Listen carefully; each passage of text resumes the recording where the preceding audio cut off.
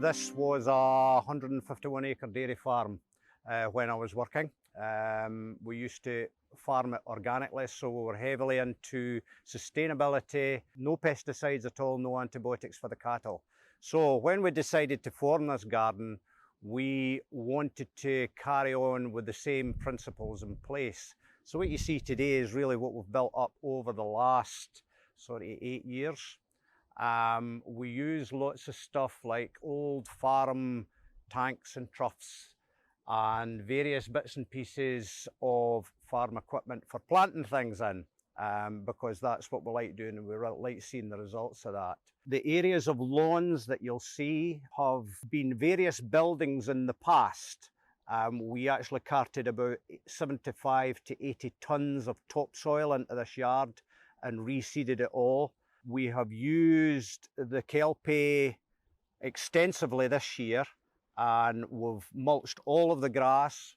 I've refilled every container that I've had in the springtime, and this year with the growth conditions being really good, with the heat that we had in June and the rain that we've had, everything has just been absolutely fantastic, and we've had a really good year. So going forward, that's what we would want to be doing as well. As for what we're going to be doing in the future, we just want to try and keep cultivating parts of the farm that we think are going to be sustainable, that we think are going to look nice as well, because what we like doing is having something very nice to see. As I used to say in the past, you've got to be able to go see a nice cow as well as milk her. This area here that you see behind it was actually my old slurry lagoon.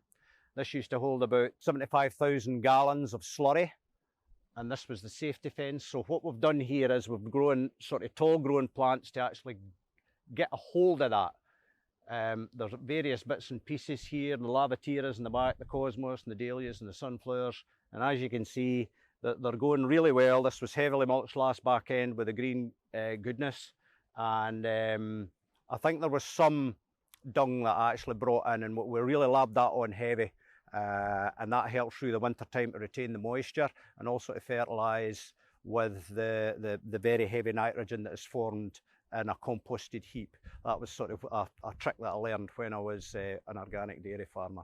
We reformed an old duck pond that my granny had, and again we've planted all of that up to encourage newts and frogs and toads. We have kept it the way it is. It grows naturally from the bottom with the grass because that attracts lots and lots of insects. We have a lot of dragonflies, damselflies, and it's just really nice to be able to sit over there with a cup of tea in the summertime and just enjoy the weather and the fruits of your labour, and you can actually be entertained by all of the insects that are all flying around. Between my wife and I, this is what we enjoy doing.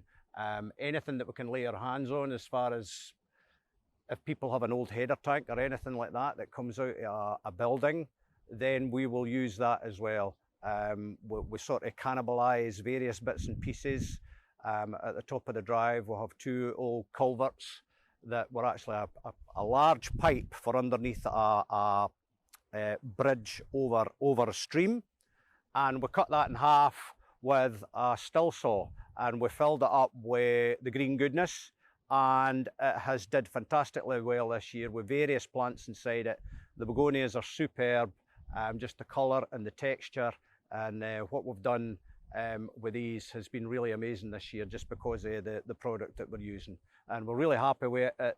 It's very easy to use, delivered very easily. The guys are really helpful and friendly, and when we speak to them, you know, they're amazed that they're back in here again, because already I've been out through 2 ton since the spring, and I'm now in another 2 bags. But yes, it's all very good, and I would thoroughly recommend it to everyone.